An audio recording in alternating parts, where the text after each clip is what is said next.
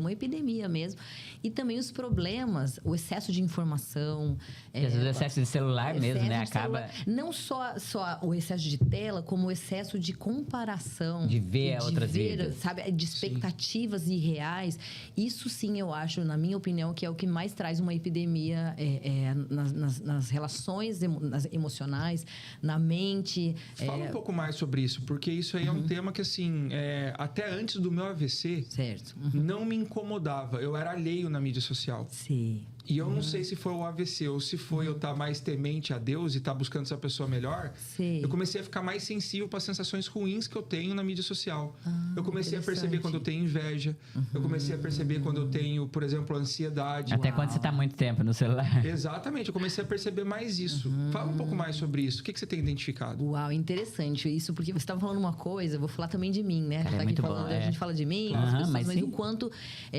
até um pouquinho antes de começar, a gente está falando sobre a importância do recomeço na vida, né? Quando você vive alguns recomeços.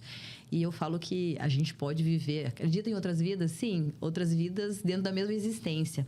Você consegue morrer e viver uma vida nova pelas experiências que você passa, como você acabou de passar. E nesse recomeço, você começa a ponderar coisas... Sinceramente, a gente é muito ligado na meritocracia. O que é a meritocracia? É aquilo que eu mereço. Então, se eu faço uma coisa, eu mereço ter o resultado daquilo. Que até certo ponto, ok, né? Você planta, você colhe. Mas como que alguém que tenha uma saúde boa você estava falando até do seu... padrinho que faleceu, né? Que tem uma saúde boa. De repente, acontece também de ficar doente e vir a falecer. Então... Nossa mente não aceita muito essa coisa eu acho que até meio...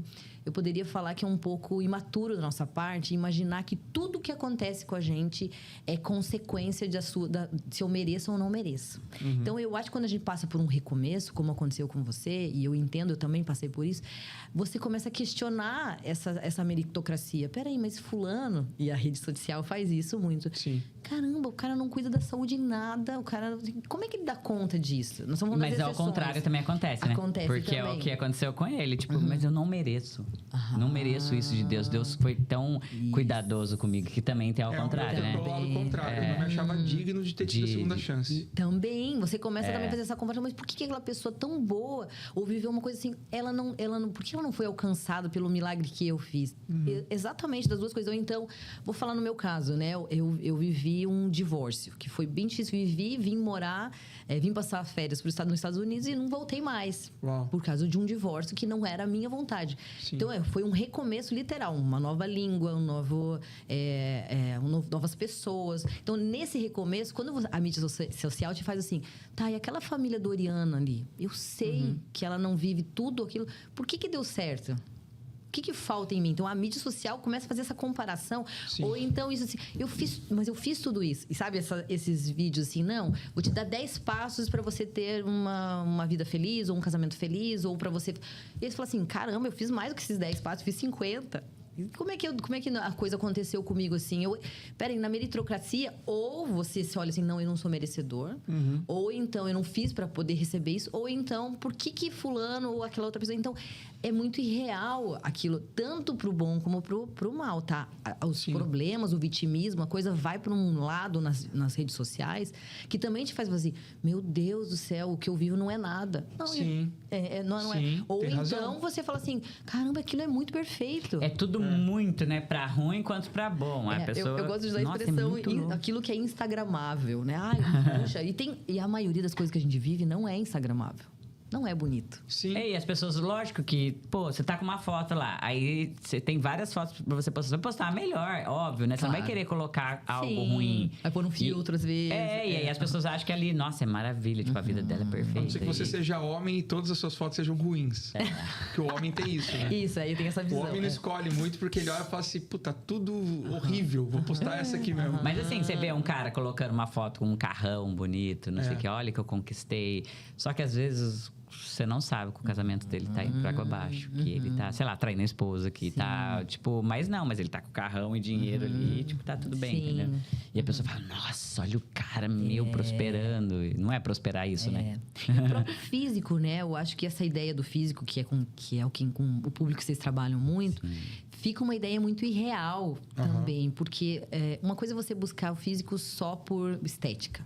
Que é a maior parte, às vezes, busca isso. Mas quando você entende a consciência da saúde, do porquê, de ter uma... E o quanto isso, a estética nas redes sociais, elas arrebentam, né? Então, seja por filtro, seja por comparação, seja por você buscar... Tem um filme que tá... Eu não assisti ainda, mas eu vi uma sinopse do filme Substância, tá agora, tá? Já tem um pra gente assistir. Como é que é o nome dela? É com já vou lembrar o nome da atriz. Que fala exatamente de uma mulher bonita que tá na TV, apresentadora de TV, e ela é mandada embora porque faz 50 anos. Aí fala exatamente sobre isso. Não, e qual que era a fala? Por que eu tô te mandando embora? Não, porque você tá velha pra estar aqui. A tua imagem já não é mais... Então, até que ponto, que sociedade a gente tá vivendo, que a imagem... E aí é uma crítica a isso. Porque a substância, que é o nome do filme, né?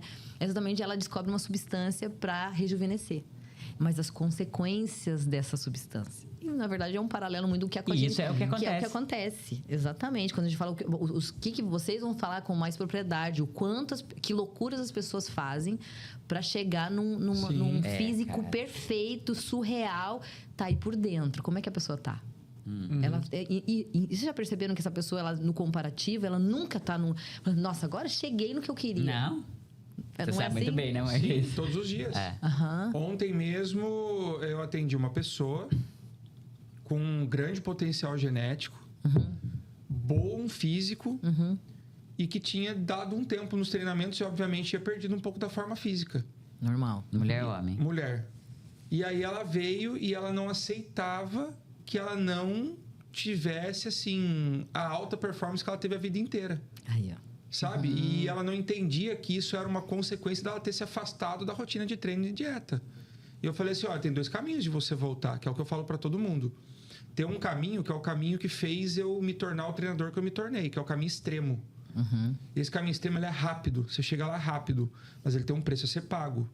Muita abdicação, muito sofrimento, você não saindo mais à noite, você não bebendo, você não comendo, você perdendo às vezes o momento com a sua família, né? Então, existe um preço a ser pago. Competir, não? Não.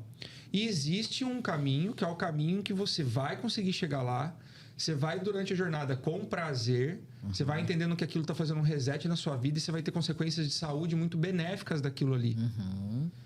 Só que ela demora. O que você acha que a pessoa escolhe? Ela o caminho fica curto. O curto é essa geração dos mundiaros da vida, né?